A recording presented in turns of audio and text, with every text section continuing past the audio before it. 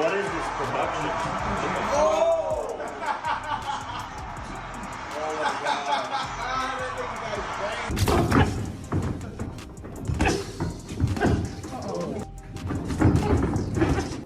And the thing that I really appreciate about Tank is he's a dog. That kind of what he just said. You can put them earmuffs up and go at it.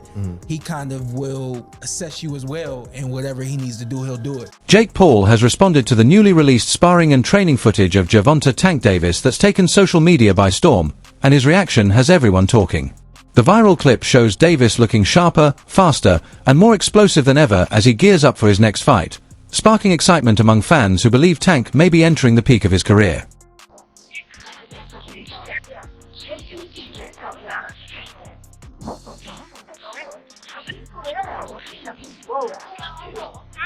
It's honestly disappointing that the idea of Jake Paul fighting Gervonta Tank Davis is even being discussed. This can't be real.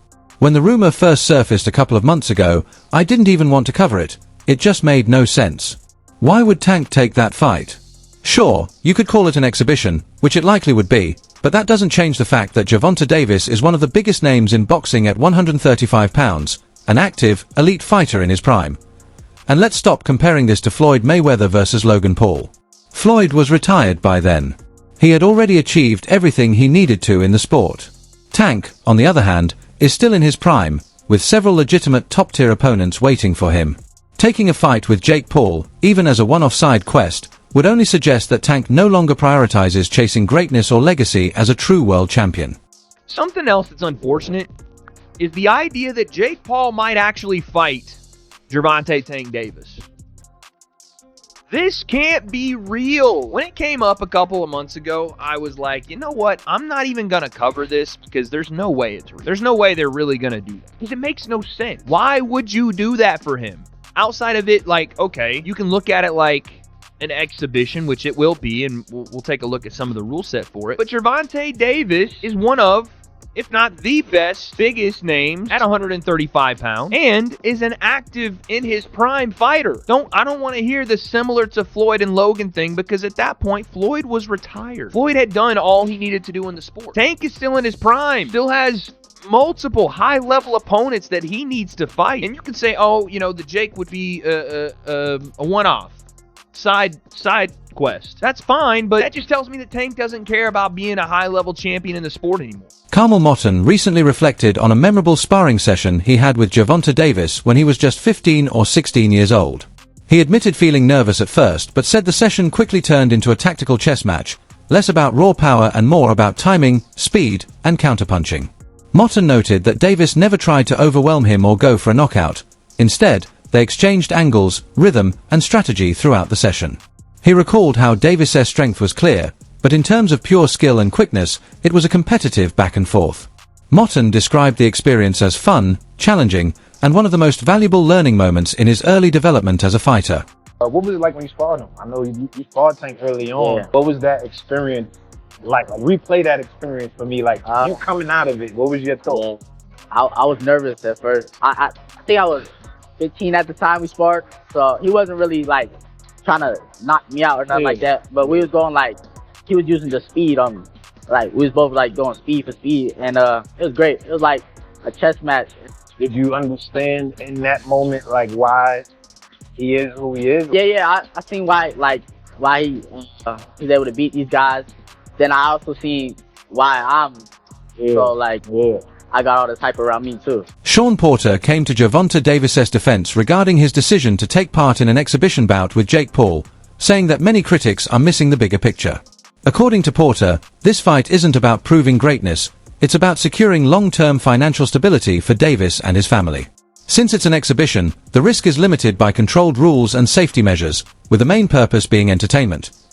Porter pointed out that fighters have short careers and must take opportunities that offer both visibility and financial reward. From his perspective, Davis agreeing to this matchup isn't selling out, it's a smart business move that ensures his future while still giving fans something exciting to watch. Porter's comments underscore the ongoing tension between boxing purists who prioritize legacy and fighters who must also think about life after the sport. They're trying to make it safer and, all those sorts of things, but there's still this pureness to boxing that really doesn't exist in sports anymore, but it's still there with boxing. I think that's why people have such a problem with this kind of move from Tank Davis. Is it more the heart? How do you guys feel being boxers? Man, like once you hear the numbers, I'm like they're talking like I don't know the official one. They're talking about 100 mil. Damn. They're talking about these insane numbers. Like I'm gonna be like, don't take that. I'm not gonna tell another man not to take that type of check, especially for something like that. It's not on your official record. It's an exhibition. I'm not gonna lie here and act like I'm not gonna say yes to 100 million or something like that. But I do see exactly what you're saying about the essence of boxing. I wish they would kind of separate it a little more, because exhibitions have always been a thing. There's always been an argument. Right. But they're just selling it like a real fight almost. Right. So I think that maybe if we could create a better like distinction, more of a difference, Right. there might be less hate on it. But at the end of the day, man, I'm not gonna tell Tank not to take that fight. And I said this last year. I said create a influencer title and let those guys fight over there in the influencer world. They can live the world and the life of I'm a world champion without having to do something like this. Now, the issue for this that I have is you have a legitimate 135-pound champion fighter getting in the ring with a 190-pound guy, whatever it is that Jake Paul is at. So now we already let's really answer this thing. In contrast, many observers argue that despite all the hype, the massive skill and experience gap makes this matchup more of a spectacle than a truly competitive boxing contest. Even the promoters appear to recognize this reality. Special safety measures, including a 195-pound catchweight, larger gloves, and the exhibition format, have been introduced precisely to minimize the risks involved. For most, the issue isn't just about size but about pedigree. Gervonta Davis has faced and defeated world-class champions, while Jake Paul's resume remains built on limited opposition. Many envision Davis slipping through openings, landing sharp, precise shots, and making Jake look awkward and outclassed, despite the difference in size. Comment about it. My question is, what's the rules? And like, are they going to actually try and knock each other out? Because it's going to be a glorified sparring match. I'm not watching. I don't give a fuck. Jake's gonna have a hard time hitting him. Yeah. You know? Big time.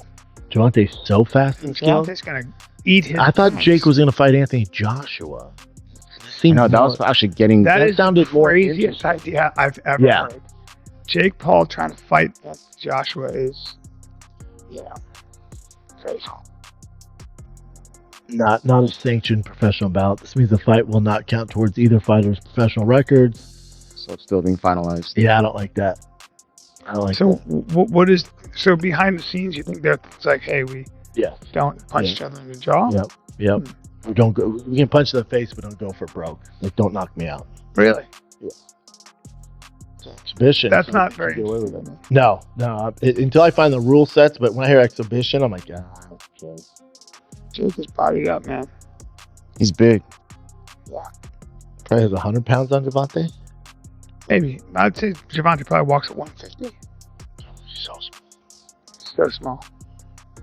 I mean, he's really small. Bring up Gervonta Davis next to Floyd Mayweather, because I've seen Floyd in person. He's tiny. You've seen Floyd in person. I've worked with Gervonta and Floyd. Tiny. Well, Oh, Floyd likely has shoes on. Oh, There. dude. So small. Tiny.